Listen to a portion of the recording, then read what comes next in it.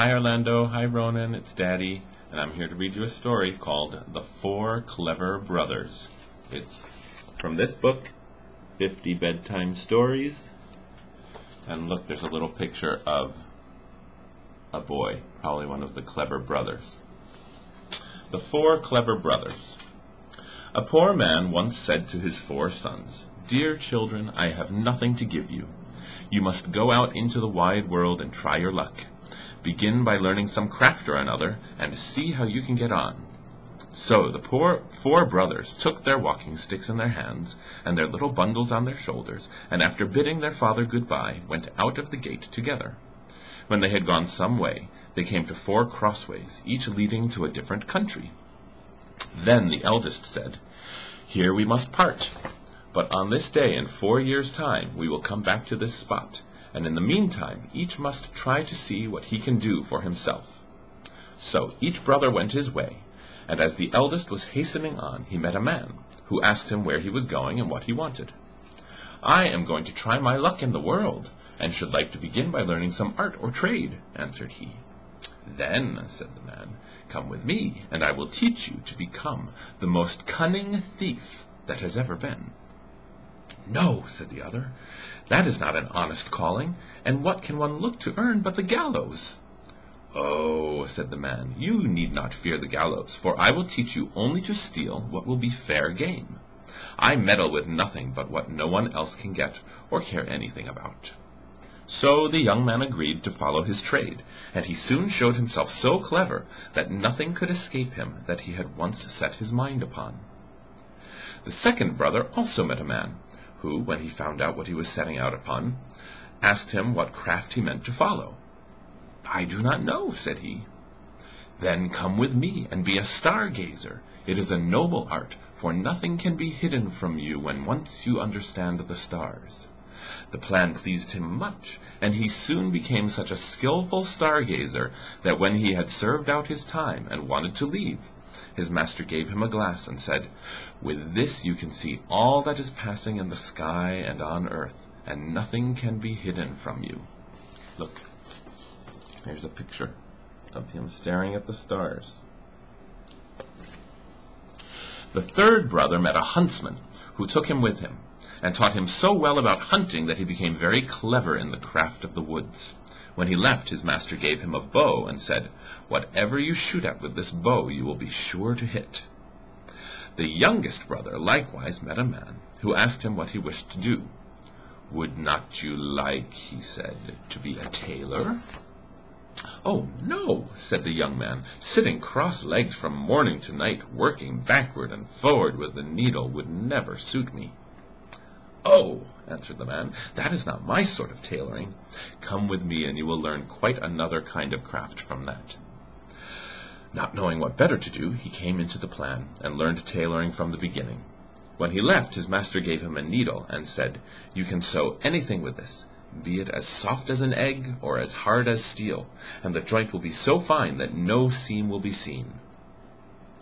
After the space of 4 years, at the time agreed upon, the 4 brothers met at the 4 crossroads. Having welcomed each other, they set off toward their father's home, where they told him all that had happened to them, and how each had learned some craft. Then one day, as they were sitting before the house under a very high tree, the father said, "I should like to try what each of you can do in this way." So he looked up and said to the second son, "At the top of this tree there is a chaffinch's nest. Tell me how many eggs there are in it." The star-gazer took his glass, looked up, and said, "5." "Now," said the father to the eldest son, "take away the eggs without letting the bird that is sitting upon them and hatching them know anything of what you are doing." So the cunning thief climbed up the tree and brought back to his father the 5 eggs from under the bird, and it never saw or felt what he was doing, but kept sitting at its ease. Then the father took the eggs and put 1 on each corner of the table, and the 5th in the middle, and said to the huntsman, "Cut all the eggs in 2 pieces at 1 shot." The huntsman took up his bow, and at 1 shot struck all the 5 eggs as his father wished. "Now comes your turn," said he to the young tailor. "Sew the eggs and the young birds in them together again, so neatly that the shot shall have done them no harm." Then the tailor took his needle and sewed the eggs as he was told, and when he had done, the thief was sent to take them back to the nest and put them under the bird without its knowing it. Then she went on sitting and hatched them, and in a few days they crawled out. They had only a little red streak across their necks where the tailor had sewn them together. "Well done, sons," said the old man. "You have made good use of your time, and learned something worth knowing. But I am sure I do not know which ought to have the prize. I wish that a time might soon come for you to turn your skill to some account." Not long after this there was a great bustle in the country, for the king's daughter had been carried off by a mighty dragon. The king mourned over his loss day and night, and made it known that whoever brought her back to him should have her for a wife. Then the four brothers said to each other, "Here is a chance for us. Let us try what we can do."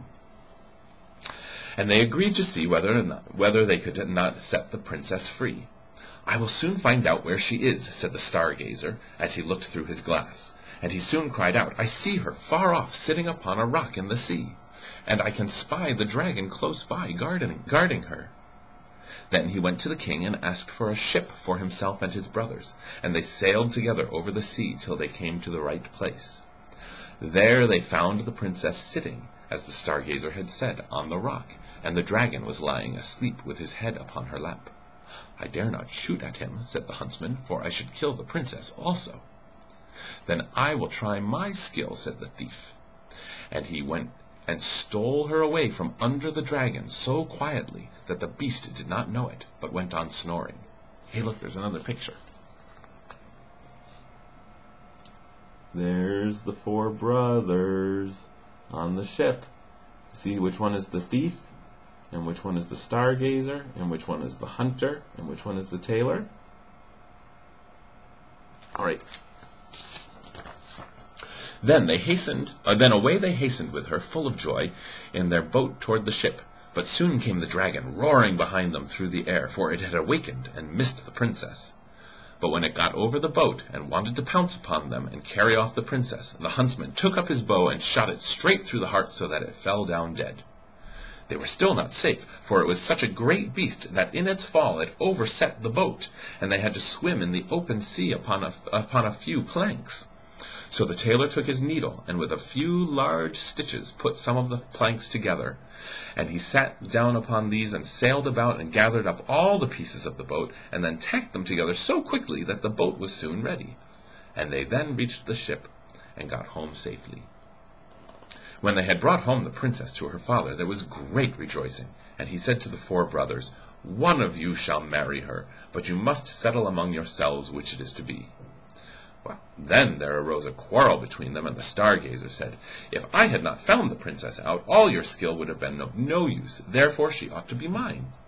"Your seeing her would have been no use," said the thief, "if I had not taken her away from the dragon, therefore she ought to be mine."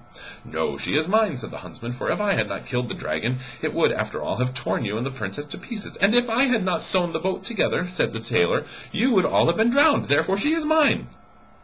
Then the king said, "Each of you is right, and as all cannot have the young lady, the best way is for none of you to have her.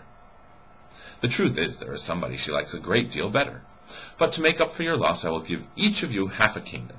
So the brothers agreed that this plan would be much better than either quarreling or marrying a lady who had no mind to have them. And the king then gave to each half a kingdom as he had said, and they lived very happily the rest of their days, and took good care of their father, and somebody took better care of the young lady than to let either the dragon or one of the craftsmen have her again. The end. I love you. Bye.